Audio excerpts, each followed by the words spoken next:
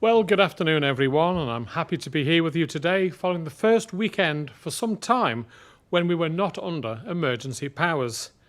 There is indeed cause for celebration and, more importantly, time to breathe and reflect. Our stepped approach has meant we have eased restrictions one level at a time based on the key indicators of risk. The decision to invoke these powers was a significance, entering an unprecedented period in the island's history, which required the government to mitigate a serious threat to the health of our population.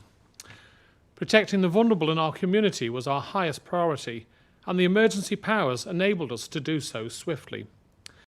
Before I cover this in more detail, I would like to invite the Minister for Education, Sport and Culture, Dr. Allinson, to take you through today's numbers and to update you on cinema, swimming pools, schools and safeguarding apps. Over to you, Alex. Thank you, Chief Minister. I'd like to start with the numbers today, which cover the weekend period as well. The total number of tests undertaken is 6,402. We have had 6,386 tests returned, which means we have 16 people waiting for results. There are no new cases today, meaning that we are now on day 40 of no new cases. Our number of confirmed cases therefore remains at 336, and we have no active cases still on the Isle of Man. Today, Isle of Man students started their second full week back in their classrooms. Teachers and parents have contacted me about how well this transition back to normality has been, and I would like to thank all of them for their patience and flexibility. For those young people who found the last 3 months difficult, we need to provide space, care, understanding, and allow them to heal. The mental and physical well-being of all our staff and students has been the number one priority as we've dealt with the challenges COVID-19 poses. A lot has been already done to prepare teachers to reintegrate students back into their classes after being isolated at home for so long. But we also need to build resilience as we manage the risk this virus may present in the future and the anxiety this may cause. Being able to talk openly about this is important, but some parents and young people may not feel able to do this at the present time while they reflect on the last 3 months and what has gone on in their own lives. The Safer Schools app was launched on the island in September 2019, giving our schools and University College access to current information on the ever-changing world in order to keep our young people safer when online. Due to the current COVID-19 pandemic, we are adapting how the app is operated and extending access to the wider community. There are resources about mental health and well-being, as well as alerts about possible online harms. I would like to thank Zurich Municipal for their ongoing support of this important free resource, and details of how to register are available on the Department of Education, Sport and Culture webpage. As we emerge from the state of emergency, a range of services are now getting back to normal. The Broadway cinema at the Villa Marina is now open for business and gives you an opportunity to catch up with the films you miss seeing on the big screen. The Dragon's Castle Indoor Soft Play Centre can now be booked, and extra hygiene facilities have been provided for everyone's safety. Guided tours of the Gaiety Theatre have restarted, and you can now book tickets for a number of events over the summer. Unfortunately, some shows have had to be cancelled or postponed, but we will be looking to arrange for more acts and shows over the summer, capitalising on the strength of Manx culture and encouraging more people to enjoy the entertainment the island has to offer and help support local artists. Over the last few months, many people have had a chance to realise the benefits of exercise. Whether it's the calming effects of a walk on our beautiful countryside or getting your pulse up by running or cycling, I think we all now appreciate the positive benefits of setting aside some time to look after our body and mind. Today, the NSC pool is reopened. The spa suite is also back in action, and the jacuzzi will be operational by Wednesday. All the regional pools are now open, and there are programmes suited for all types of swimmers. Opening up our sports facilities is also important for the summer holiday activities we offer for children from the end of the school term over the entire course of the summer. Manx Sport and Recreation will be running a full programme of multi-sport schemes at the NSC, regional pitches and schools in Peel, Castletown and Ramsey. Bookings can now be made online or through the NSC reception. The youth services will also be offering a number of holiday clubs, trips and wellbeing activities for children in years 4 to 6 and upwards. It is important we realise the power of play as well as the value of education. Children and young people will be supported by their teachers over the coming weeks with learning and encouragement, but we need to continue this reassurance and support throughout the summer to enable everyone to start the new school term in September with a positive attitude and a thirst for knowledge. Education, sport and culture are so important to our community. Over the coming weeks and months, please support what we have on our island. Help us regain what was put on hold during the state of emergency so we can emerge stronger together. Thank you. Well, thank you very much, Alex. Now, we were in a state of emergency for a little over 100 days. The introduction of additional powers provided government with greater flexibility during this time of extraordinary disruption and threat to health. On Friday, I invited His Excellency the Lieutenant Governor to revoke the proclamation of emergency. I was greatly relieved to do so. I have been looking forward to the day when it was safe to deliver on our promise to step out of your lives. I am pleased that we have been able to do this. The state of emergency may now be no more, but we cannot be complacent about the risks that remain. I hope, as I'm sure we all do, that we have weathered the worst of this pandemic. This is not a government that chose to micromanage people's lives. No one wanted to prevent you from seeing loved ones. No one wanted to prevent you from making your own choices. Now you are responsible for your own choices. As I moved around this weekend, life does appear relatively normal. We are in an enviable position. It was, of course, inevitable that the virus would arrive on our shores earlier this year. The question then was, when? And the question now is, will it make a second appearance? There remains a risk that it will. By making responsible choices, we can lessen the risk that any new cases would bring. We are in a different place now than we were in March. We have on-island testing. We have a robust track and trace system. Our community is much more aware of the steps required to reduce risk. This all means that if we were to get new cases in the near future, they would not have the impact the initial cases did in March. In the event of new cases, some restrictions would need to be reinstated, but we would hope that a full lockdown scenario would not be necessary. This is very positive in terms of people's well-being, their mental health, relationships, and ability to socialise. It allows businesses, large and small, to continue to flourish and for our economy to pick up. We will have the opportunity to get out and enjoy our summer. And this leads me nicely to our borders. We will continue to monitor the situation here and that of our near neighbours as we consider how and when increased movement at the border may be allowed. Our 5-stage framework for borders will be published this week. On Thursday, we will again look to see if we are ready to make announcements about moving to level 4. Any changes to our borders will be gradual, careful and well thought out. If the Council of Ministers decide we are again not ready on Thursday, then we will review next week. We hear all the time that COVID-19 may be around globally for many months to come. So if it's not going to be a COVID-free world, then we must adapt our thinking to a world with COVID in it. So what I'm saying is, there are pros and cons to consider as we look at the steps which lie ahead. Is the pandemic over?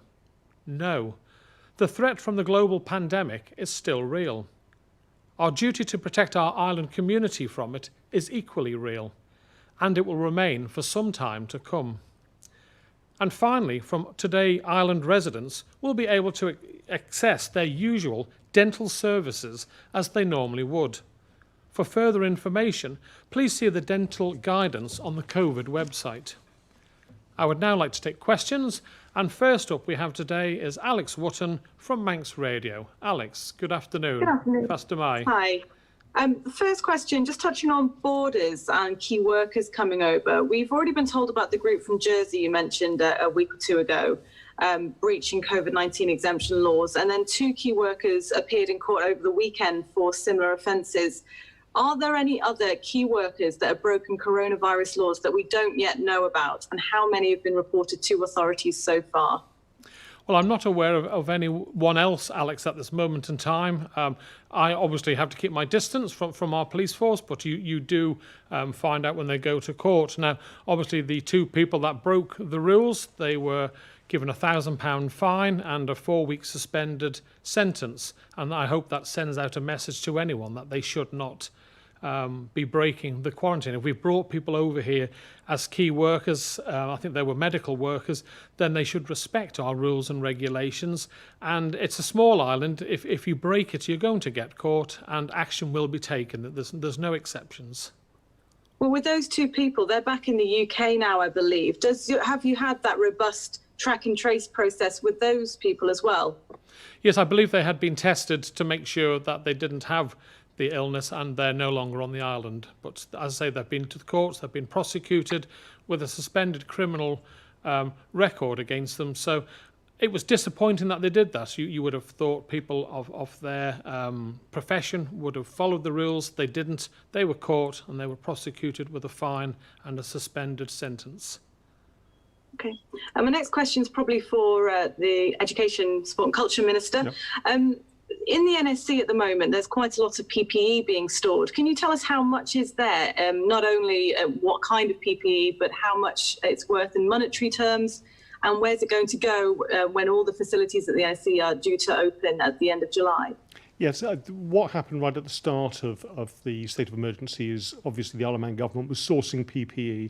It was a real issue for us to get enough to protect our healthcare workers, but also particularly to protect those people serving an important function in nursing homes.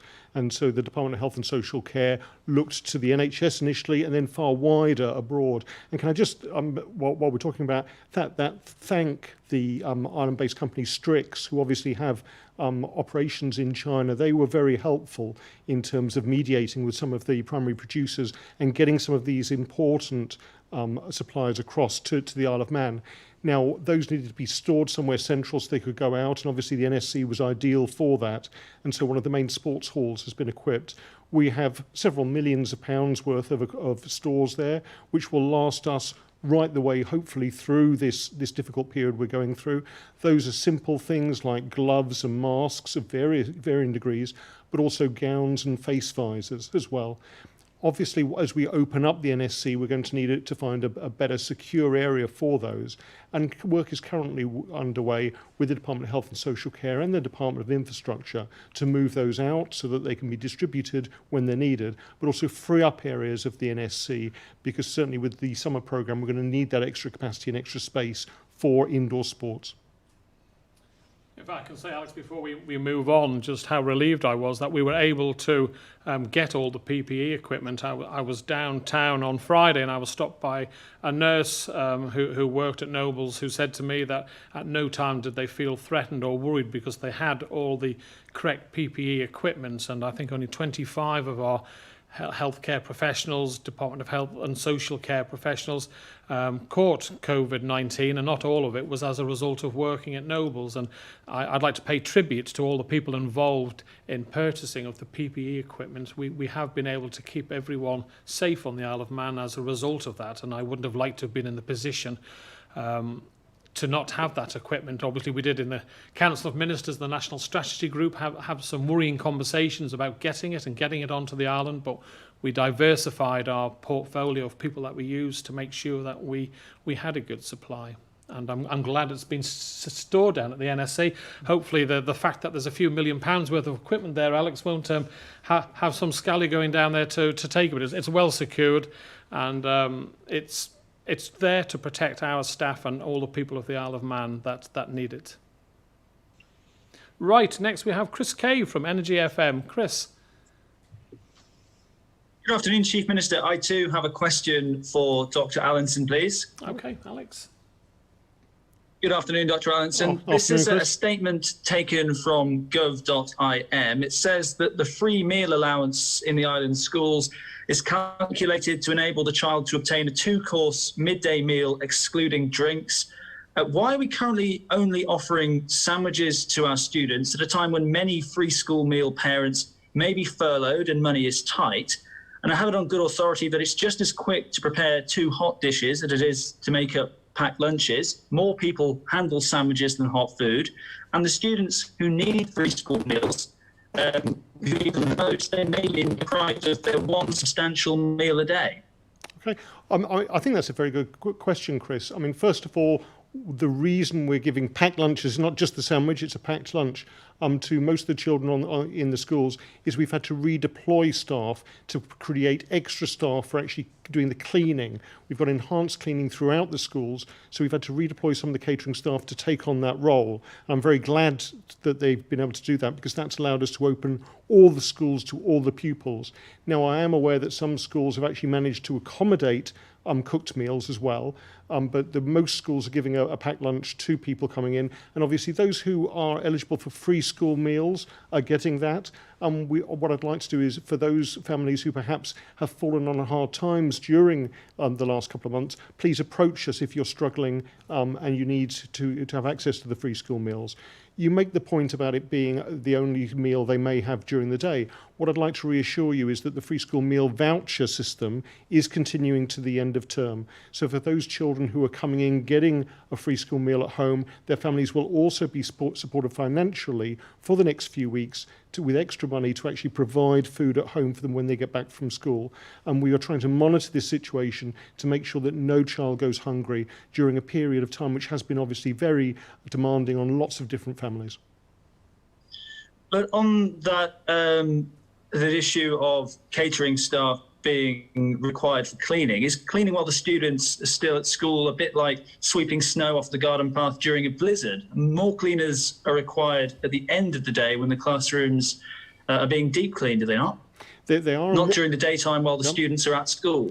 What we've done in each individual school is do a full risk assessment in terms of cleaning throughout the day, because you do have children moving around the school, going from class to class, going in and out of rooms, but also going outside. And it was seen as vitally important as we deal with the viral pandemic that we keep schools as safe as possible, both for the students but also all the other staff who are working there. So cleaning was a key component to building up that confidence to allow people to send their children back to school. And as I announced last week, we've now got roughly the same number of children going to school as we would have expected before the viral pandemic. We've got over 93% of primary school children, 86% of secondary school children, a real vote of confidence in schools being clean and safe. But we will continue to try to adjust the meals system so that we can provide as much nutrition to those people who are in school. Okay, thank you very much, Chris. We move on now to Simon Richardson from Business 365. Simon, good afternoon. Fast am I. Good afternoon, Chief Minister. My question is also for Dr. Allinson, please. Dr. Allinson, it's been reported that Ramsey Grammar School is actively preparing for a second wave of COVID-19 in the form of online lessons. Now, is this the case for all the island's secondary schools? Yeah. I think the viral pandemic and the closure of schools was a wake-up call for education, not just here, but around the world. In the past, teachers have used online media, remote learning for various pupils, particularly those who can't come into school because of illness. But suddenly we were faced for the first time in our history with closing all the schools for a protracted period, and schools have had to respond to that. What we want to do now is learn those lessons, because a huge amount of good has come out of the experience of using remote learning. I know Ramsey Grammar School have upped the online provision that they gave during the pandemic. They've experimented using different platforms to give both recorded and live lessons. And what we've done as a department is set up a working group to get teachers who have been through this, to get those teachers who are experienced in terms of online education and remote learning together, so that we can devise a package throughout the education service.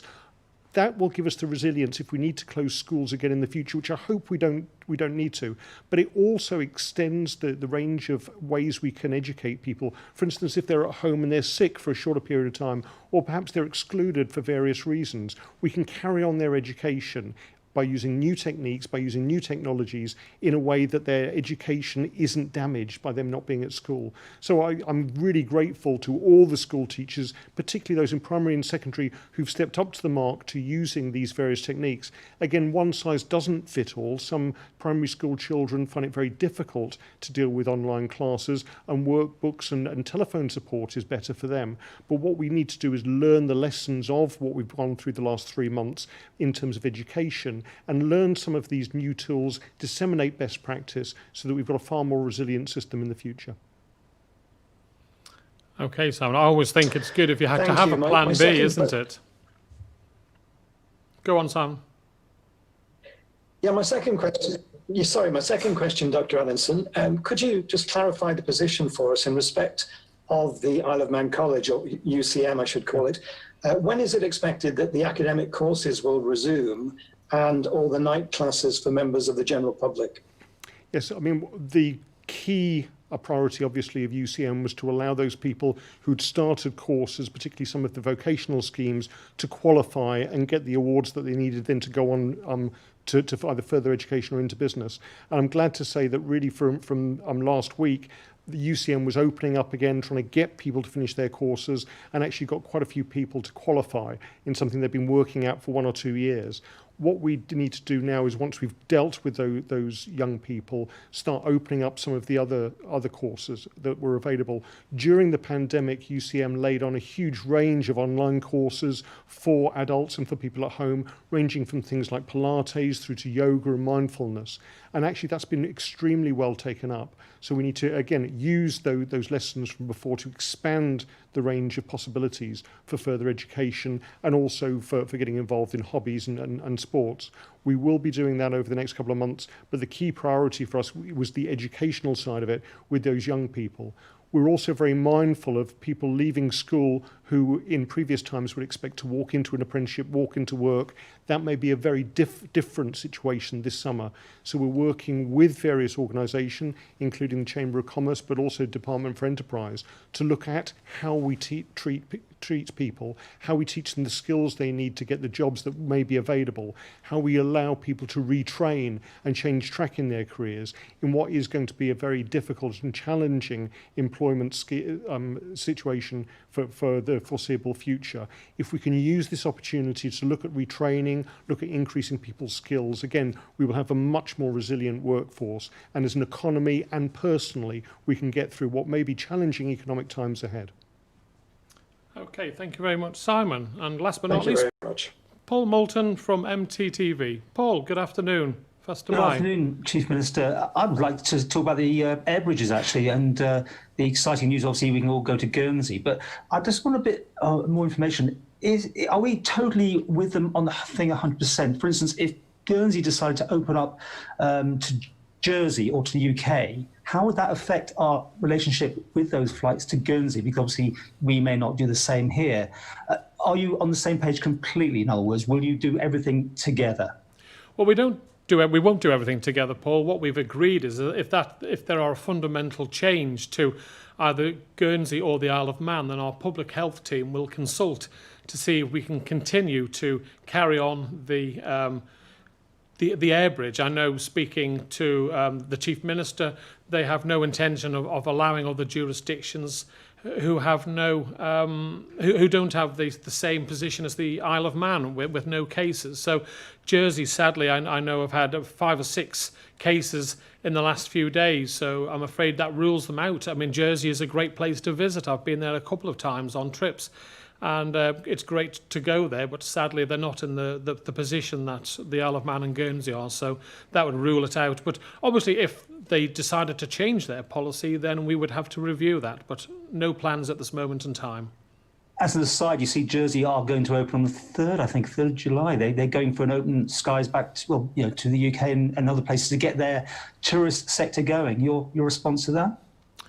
Well, I don't know if it's fully open, Paul, is it? It's free movements of people. They will have announced it, as far as I'm aware, but it has to be gratified, I think. Yeah, they've got to get it through, and B, I know they've been doing trials, and as I say, it's for them to decide. We've all got different ways of going about this.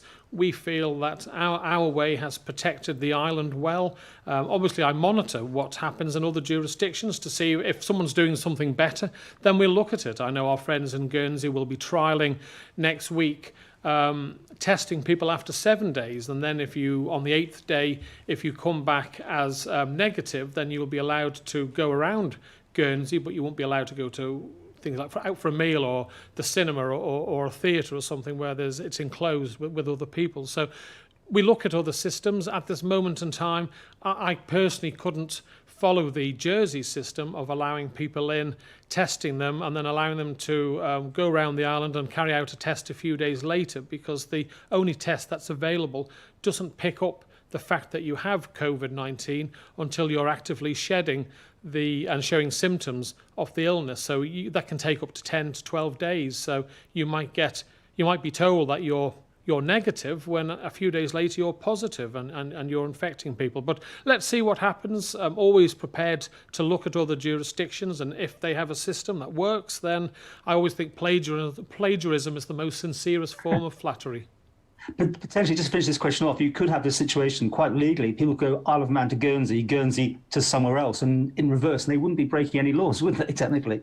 Well, no, they would only be allowed to go from the Isle of Man to Guernsey. They wouldn't be able. Well, they could go further afield if they wanted to, but they wouldn't then be automatically entitled to come back to the island.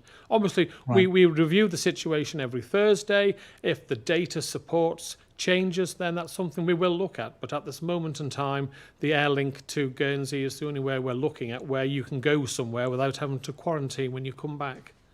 Fine. Education Minister, I've heard from somebody today, and I wanted to double check this story is absolutely still up to date. Somebody at school coughs, they have to go straight away and do a 111. They then were negative, but the whole family had to go into 14 days isolation, and that means they don't have any money coming in, there's no support. Am I right? Is that exactly what's happening now? Is that still the case? Because there's no confirmed cases, so a cough could be just anything now, right? You're quite right, Paul. What we've tried to do is have a very strict regime in terms of testing and tracing, which has got us where we are now. But with the reducing risk on the island, it's become a little bit problematic, particularly when children are coming back to school, because suddenly they're getting routine, non-serious coughs and colds and illness that children do when they're at school. This has become quite evident over the last week or so, and I've been having conversations with the Minister for the Department of Health and Social Care. They will be reviewing the testing regime. They will be reviewing the information that's given out by 111 line now that we're in a completely different situation in terms of risk on the island. And hopefully the Minister will be able to make an announcement once he's made sure that in terms of the medical advice and that of public health supports any further change to the advice that's given out to parents and to families. And is there any support for those the parents for that 14 days? I mean, are they on any benefits at all from government, or are they just on the, having to not have any money coming in? Yeah, I mean, in terms of the benefits available, the Treasury Minister has set out a whole raft of those, which are gradually, hopefully, going to be able to be withdrawn as the economy picks up. For those people who can't go into work because of self-isolation, there are various protocols in terms of public sector employees and also advice to companies that they should be treated as being off on sick leave because they've been asked to self-isolate. And certainly that's the case now. As we adapt to a very different risk environment, then obviously we can change that, but we need to still bear in mind that risk is still out there, albeit beyond our borders, and have that ability to change the various protocols we have if we start getting increased risk coming across from the United Kingdom and other jurisdictions. Yeah, rest assured, Paul, that there will be a common sense approach to this. I too have had the emails from parents, and it's totally understandable from the parents that your children can pick up a little fever overnight and then be perfectly fine and running around the following day. So I have asked the Minister for Health and Social Care, along with Minister Dr. Allinson, to look into it and come up with a system that works for our parents, but at the same time protects our children at school. It's important. But anyway, thank you all very much for your questions. During this time, we've all had to think differently, act differently, and we've had to dig deep. There have been many sacrifices, and there may be still more ahead. At times, this has taken us to dark and uncomfortable places. While the horizon, much like today's weather, may seem cloudy, we hope for a bright and positive July. Thank you all very much.